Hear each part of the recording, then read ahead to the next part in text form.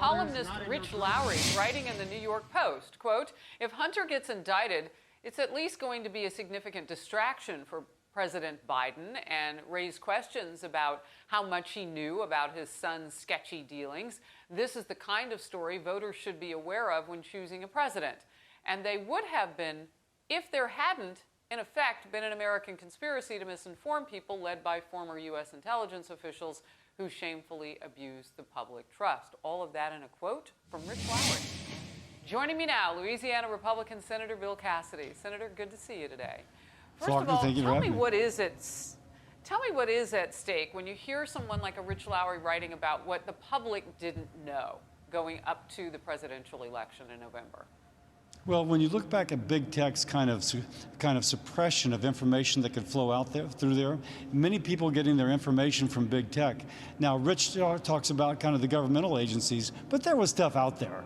But when Twitter takes it down and Facebook blocks access to it, that's probably, to my mind, the more important thing.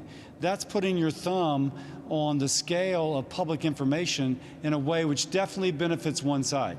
And they clearly never did that for President Trump. You know, I'm so curious. As a member of the Senate, you would know this. I mean, everything's on the line with retaining Republican majority at this point. But how does it work to ensure that any investigation would go forth if it's deemed necessary and important, such as like the Hunter Biden? I mean, who in the Senate really would say, yeah, let's get that done? Yeah, it depends upon who has control of the Senate. It depends upon who has control of the Senate. And so Georgia kind of determines that.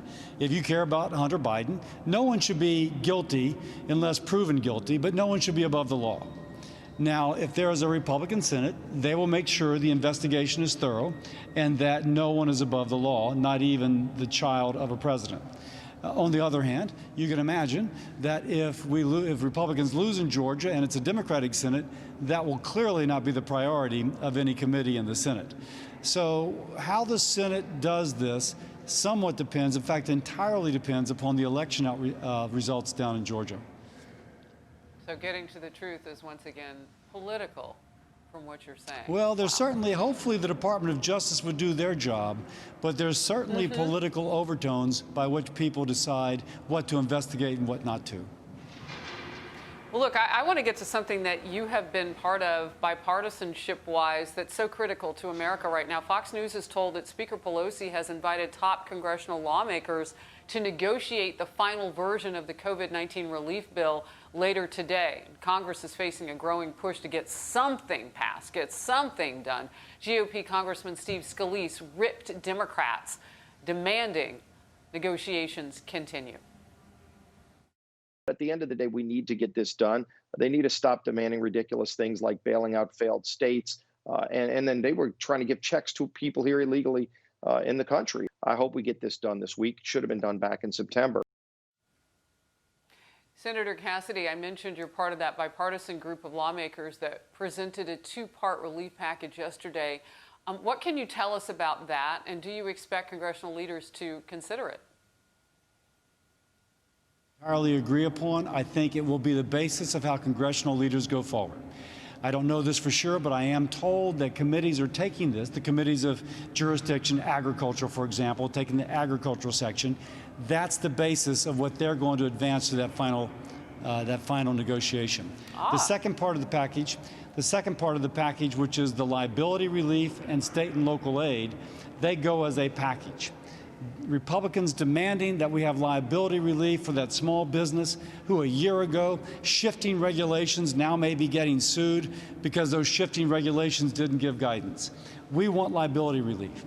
Democrats want state and local aid, which, by the way, with safeguards, I'm okay with state and local aid, but Republicans nonetheless say, if you're getting state and local aid, we want liability. So far, we've not been able to find agreement upon liability. So that portion of the package is not moving. Can move, but there'd have to be some agreement by Democrats upon our proposal for liability protection.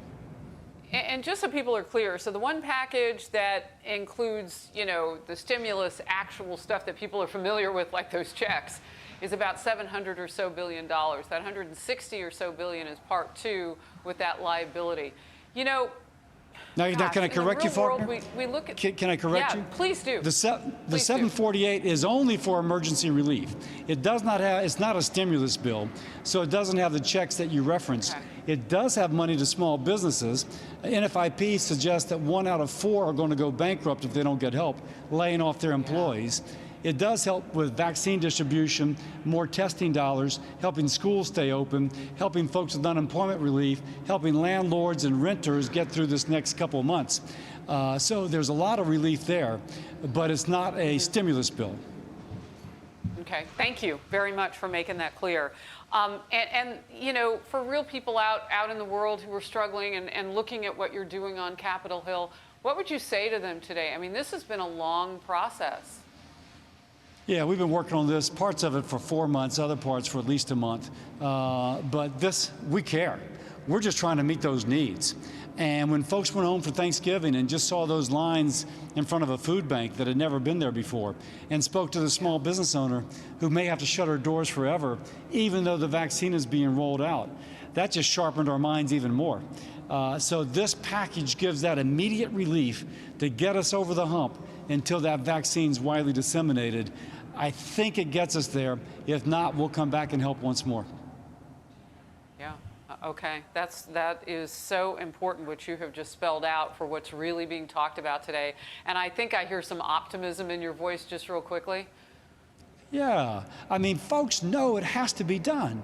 When you hear of 1 out of 4 small businesses going bankrupt, when a bunch have already gone bankrupt, and what that means for unemployment, spiking unemployment, with hospital beds filling up with this third wave, and it's almost through, I think that will just bring people to the realization that this has got to be done. By the way, we're the only deal in town. We're the only place where Democrats, Republicans, House and Senate have come together. So that's why I think our package will be the way we go forward. Senator Cassidy, I love the way you put that. You are the only deal in town. Good to see you. Happy holidays. Thank you. Happy holidays. Thank you.